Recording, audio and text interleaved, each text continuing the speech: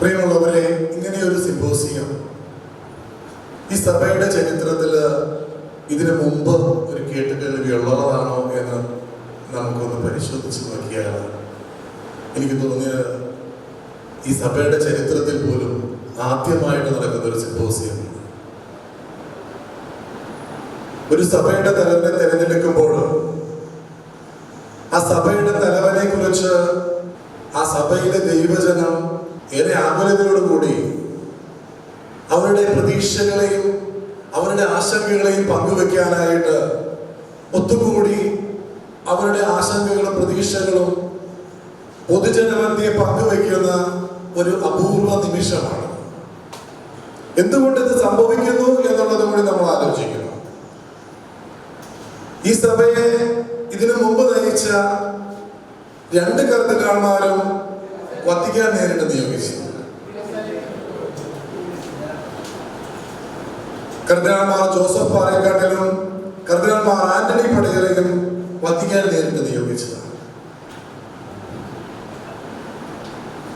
പക്ഷെ നമ്മുടെ സിനഡ് രൂപീകൃതമായതിനു ശേഷം സ്വന്തമായ ഒരു മേജർ ആർച്ച് ബിഷപ്പിനെ 2012 തിരഞ്ഞെടുക്കുമ്പോൾ ഇങ്ങനെ ഒരു സിമ്പോസിയത്തെ കുറിച്ച് അന്നത്തെ ദൈവജനമോ അന്നത്തെ വൈദികരോ ചിന്തിച്ചില്ലായിരുന്നോ എന്നുള്ളത് നമ്മൾക്ക് ഇവരിലുള്ളൊരു വിശ്വാസമായിരുന്നു. നമ്മുടെ മെത്രാന്മാര് നമ്മോടൊപ്പം നിൽക്കും, ഈ ജനത്തിന്റെ വേദനകൾ മനസ്സിലാക്കും, അജഗണങ്ങളുടെ ചൂരുള്ളവനായിരിക്കണം അജപാലകൻ എന്ന് പറഞ്ഞ പോലെ ഈ അജഗണത്തിന്റെ ചൂരറിയാവുന്നവരായിരിക്കും നമ്മുടെ മെത്രാന്മാരും അവരിൽ നിന്ന് തിരഞ്ഞെടുക്കപ്പെടുന്ന മേജർ ആർച്ച് ബിഷപ്പും എന്നുള്ള ഒരു ബോധ്യം നമുക്കുണ്ടായിരുന്നു 2012. പക്ഷെ 11 കൊല്ലം കഴിഞ്ഞപ്പോൾ നമ്മുടെ മെത്രാന്മാരും തിരഞ്ഞെടുത്ത മേജർ ആർച്ച് ബിഷപ്പും അദ്ദേഹത്തിന്റെ സിനഡും ഈ സമൂഹത്തിന് നൽകിയ സാക്ഷ്യം എന്താണെന്ന് നമ്മൾ ഈ നിമിഷം ചിന്തിക്കുകയാണ്. ഇവര് ഈ സഭയെ എങ്ങോട്ടാണ് നയിച്ചത്? ഇനി എങ്ങോട്ടാണ് ഇവർ നയിക്കാൻ പോകുന്നത്? ആ ഒരു വലിയ ആകുലതയാണ് ഇന്ന് നമ്മളെ ഇവിടെ ആയിരിക്കാൻ പ്രേരിപ്പിക്കുന്നത്. ഇവിടെ നമുക്ക് കൃത്യമായിട്ടറിയാം, ക്രിസ്തു കേന്ദ്രീകൃതമായ സഭയിൽ നിന്ന് ക്രിസ്തുവിനെ പടിയിറക്കുന്ന ഒരു കാലഘട്ടത്തിലേക്കാണ് ഈ സിനഡിന്റെ മെത്രാന്മാരും ഈ സഭയെ നയിച്ചുകൊണ്ടിരിക്കുന്നത്. ഈ കഴിഞ്ഞ ദിവസങ്ങളിൽ ഷൈജു ആൻഡ് ചേട്ടൻ ചെയ്ത ഒരു വീഡിയോ നിങ്ങൾക്ക് എല്ലാവർക്കും അറിയാം. ഈ കഴിഞ്ഞ ദിവസം വിശ്വാസ പ്രമാണത്തിൽ പിതാവിൽ നിന്നും പുത്രനിൽ നിന്നും പുറപ്പെടുന്ന പരിശുദ്ധാത്മാവ് എന്ന ഭാഗത്തില് പുത്രനിൽ നിന്നും എന്ന് പറയാൻ മടിക്കുന്ന പാലാ, ചങ്ങനാശ്ശേരി, കാഞ്ഞിരപ്പള്ളി രൂപതകൾക്കെതിരെ ഒരു ചെറുവിരലനക്കാൻ ഈ സിനഡിന് കഴിഞ്ഞിട്ടില്ല. ഇവിടെ ക്രിസ്തു കേന്ദ്രീകൃതമാവണം ഈ സഭ എന്നുള്ള ആ ബോധ്യം നമ്മുടെ പിതാക്കന്മാരിൽ നിന്ന് അന്യമായിരിക്കുകയാണ്.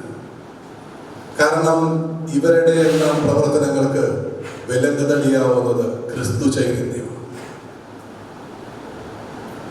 ക്രിസ്തുവിനെ മറന്നാലേ ഇവർക്ക് ഇപ്പോൾ ഇവർ ജീവിക്കുന്ന ശൈലിയിൽ ജീവിക്കാൻ കഴിയും. ഒന്ന് ആലോചിച്ചു നോക്കണം.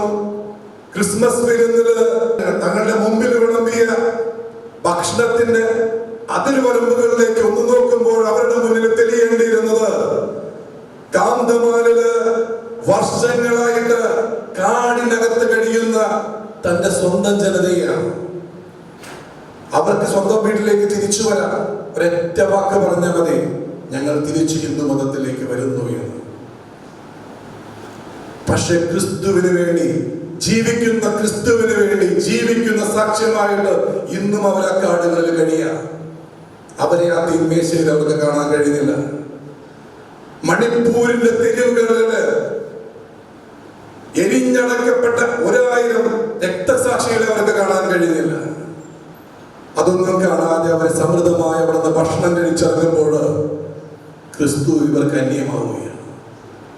ക്രിസ്തു പറഞ്ഞിട്ടുണ്ട്, നമ്മളോട് എല്ലാവരോടും പറഞ്ഞ ചെറിയ ഒരു വാക്യം അവരുടെ മനസ്സിലുണ്ടെങ്കിൽ നിങ്ങൾ പ്രാവുകളെ പോലെ നിഷ്കളങ്കരും സർപ്പത്തെ പോലെ വിവേകികളുമാകാനാണ് ക്രിസ്തു നമ്മളോട് പറഞ്ഞത്. ആ വിവേകത്തിന്റെ ഒരംശം നമ്മുടെ ഈ സിനഡിനെ നയിച്ചിരുന്നെങ്കിൽ ഇന്ന് നമ്മൾ ഇവിടെ ആയിരിക്കേണ്ട ഗതികേടുണ്ടാവില്ലായിരുന്നു. നമുക്ക് വളരെ സ്വസ്ഥതയോടുകൂടി നമ്മുടെ എല്ലാം വീടുകളിൽ നിന്ന് അടുത്ത മേജർ ആർച്ച് ബിഷപ്പ് ആരാണെന്ന് നമ്മൾ വളരെ സാഹൂതം ശ്രദ്ധിച്ചിരിക്കേണ്ട ആ ഒരു കാര്യമേ ഉണ്ടായിരുന്നുള്ളൂ. മാർപ്പാപ്പയെ തിരഞ്ഞെടുക്കാൻ കൂടുന്ന കോൺക്ലേവില് നമ്മളെല്ലാം നോക്കിയിരിക്കുന്നത് വെളുത്തു പോകുകയായിരുന്നു, കറുത്തു പോകുകയായിരുന്നു എന്നാണ്. ആരാകുന്നു എന്നുള്ളത് നമുക്ക് ടെൻഷൻ ഉണ്ടാവാറില്ല. പക്ഷേ ഇന്ന് ഈ കൂടുന്ന സിനഡില് അടുത്ത മേജർ ആർച്ച് ബിഷപ്പ് ആരാവരുത് എന്ന് നമ്മൾ ആഗ്രഹിക്കുന്നുണ്ട്. ഈ ഇരിക്കുന്ന എല്ലാവരും ആഗ്രഹിക്കുന്നുണ്ട് അടുത്ത മേജർ ആർച്ച് ബിഷപ്പ് ആരാവരുത്.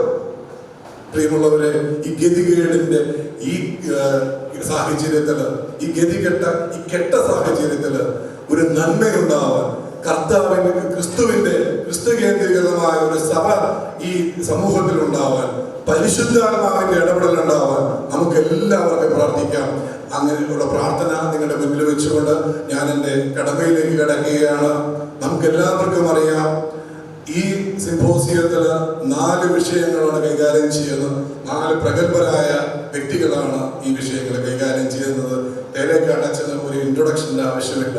സഭയുടെ കാര്യങ്ങളിൽ കൃത്യമായ പഠനങ്ങളോടുകൂടി കൃത്യമായ കാര്യങ്ങൾ അവതരിപ്പിക്കുമ്പോൾ, ചില സത്യങ്ങൾ തുറന്ന് പറയുമ്പോൾ അതെല്ലാം മുഖം ചൊളിച്ച് ഏറ്റുവാങ്ങുന്ന ചില കൃമികൾ ഈ സമൂഹത്തിൽ ഉണ്ടെങ്കിലും ആ സത്യങ്ങളാണെന്നുള്ള കൃത്യമായ ബോധ്യം തേലേക്കാട്ടച്ഛനുള്ളത് കൊണ്ടാണ് ആ സത്യങ്ങൾ പരസ്യമായിട്ട് വിളിച്ചു പറയുന്നത്.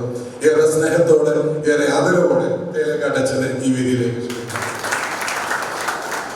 പ്രിയമുള്ളവരെ, സേവി പഠിക്കാപ്പുറമ്പിൽ അച്ഛന് നമ്മുടെ ചരിത്രത്തില്, നമ്മുടെ സഭയുടെ ചരിത്രത്തില് ഇത്രമാത്രം ആഴമായ ഒരു പഠനമുള്ള ഒരു വ്യക്തി വേറെ ഉണ്ടോ എന്ന് എനിക്കറിയില്ല.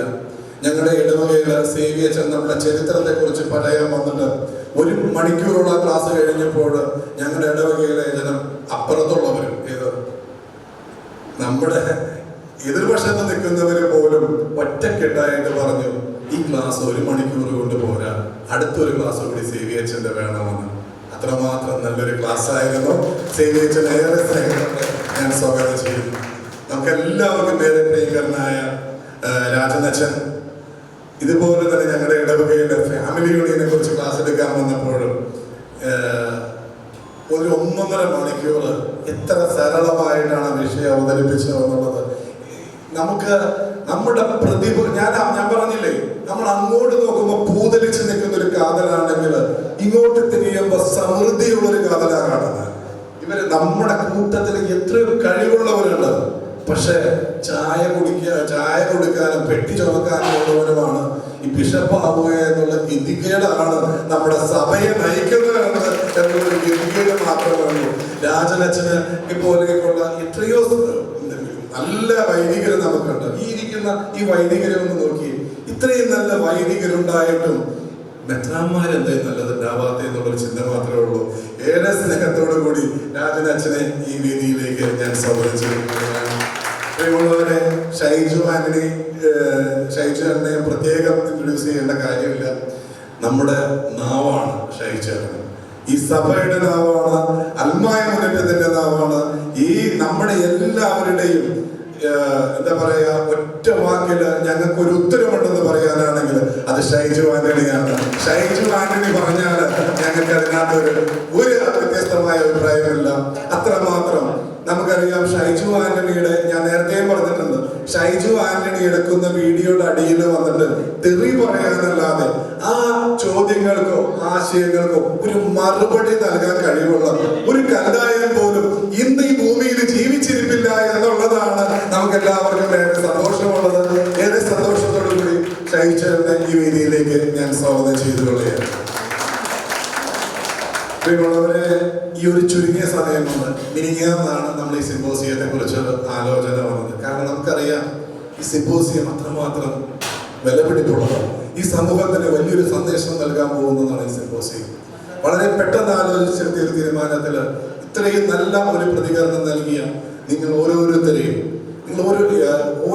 പ്രത്യേകിച്ച് ഇതിന്റെ മോഡറേറ്റർ ആവുന്ന അൽമായ മുന്നേറ്റത്തിന്റെ കൺവീനർ അഡ്വക്കേറ്റ് ബിനു ജോൺ, നമ്മുടെ പ്രോഗ്രാം കോമ്പയർ ചെയ്തുകൊണ്ടിരിക്കുന്ന മുൻ അമ്മായിമ്മന്റെ മുൻ സെക്രട്ടറി ശ്രീ ബോബി ജോൺ, അങ്ങനെ എല്ലാവരെയും ഒറ്റ വാക്കിൽ ഞാൻ സ്വാഗതം ചെയ്യുന്നതോടൊപ്പം തന്നെ ഈ പരിപാടിക്ക് നമ്മളെക്കാൾ മുമ്പ് ഇവിടെ വന്ന് ഇത്രയും വലിയൊരു വിഷയത്തെ ഏറെ എന്താ പറയാ, ഏറെ ആദരവോടെയും ഏറെ എന്താ പറയുക ആകാംക്ഷയോടെയും കാണുന്ന മാധ്യമ പ്രവർത്തകരെയും സ്നേഹത്തോടെ സ്വാഗതം ചെയ്തുകൊണ്ട് ഞാൻ എൻ്റെ വാക്കുകൾ നിർത്തുന്നു. നന്ദി, നമസ്കാരം.